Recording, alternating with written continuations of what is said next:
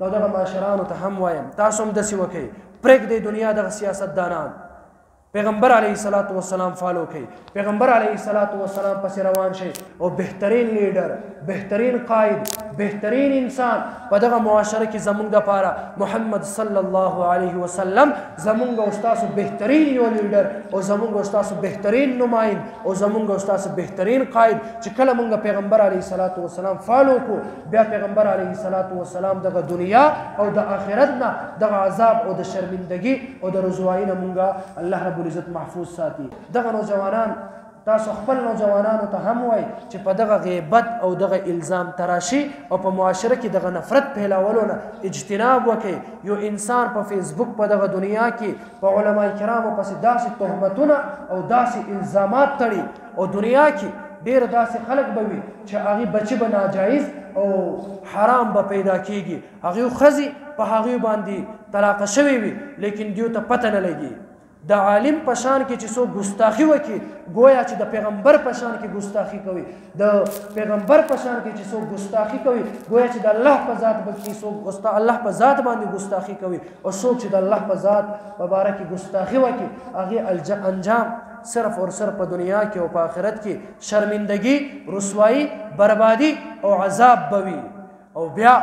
علماء کې هم غلطی موجود وي دغه علماء هم معصوم او انبیا نه دي بلکې غلطی موجود دي د غلطی حساب کوونکي هغه ما او تا نه بلکې د غلطی حساب کوونکي هغه څوک دي الله رب العزت فرمایي د عالم سره به حساب کتاب کوما او دغه نوجوانان چې زما دغه پیغام اوري هغې دینه هم خبردار شي چې د عالم خوب د یو عابد د عبادت نه بهتر دی پیغمبر علیه الصلاۃ والسلام فرمایي پیغمبر علیه الصلاۃ والسلام فرمایي فضل العالم علی العابد کفضلی علی ادناکم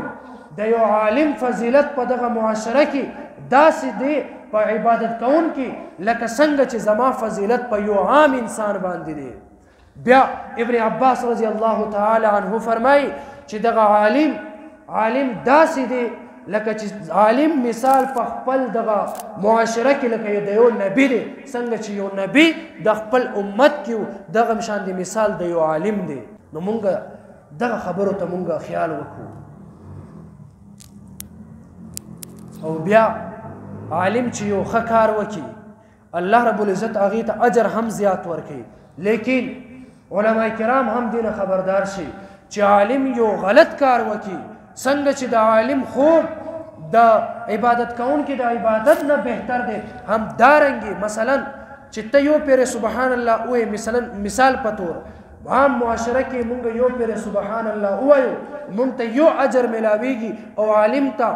50% اجر ملاویږي هم دارنګې چې کله یو عام انسان ګناه وکړي دې ته یو درجه ګناه ملاویږي عذاب او دغه عالم ته به 50 درجه زیات ګناه ملاویږي چې الله رب العزت په یو ګناه باندې تا ته 1% عذاب درکړي او هغه ګناه کې یو عالم مبتلا وي الله رب العزت هغې ته مثلا 50 درجه زیات ګناه ورکوي نو چې څنګه د عالم نیکي زیاته ده هم دارنګې د عالم د عذاب دغه سخته هم زیاته ده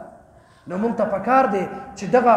تله د میزان او دغه تله د انتقام دی مونږ ونه لګو په دغه معاشره کې باید الله رب العزت انتقام اخیستونکی دی الله رب العزت حساب کوونکی دی خپل دغه نوجوانانو ته دغه پیغام ورکو چې دغه معاشره کې دینه مونږ اجتناب وکړو چې یو بل پسې لګېدلی یو او بهترین لیډر بهترین قائد بهترین انسان په دغه معاشره کې زمونږ دپاره محمد صلی الله علیه وسلم زمونږ او ستاسو بهترین یو لیډر او زمونږ او ستاسو بهترین نمایند او زمونږ او ستاسو بهترین قائد چې کله مونږ پیغمبر علیه الصلاۃ والسلام فالو کو بیا پیغمبر علیه الصلاۃ والسلام دغه دنیا او د آخرت نه دغه عذاب او د شرمندگی او د رسوایی نه مونږ الله رب العزت محفوظ ساتي نو دغه معاشرانو ته هم وایم تاسو هم داسې وکئ پرېږدئ دنیا دغه سیاستدانان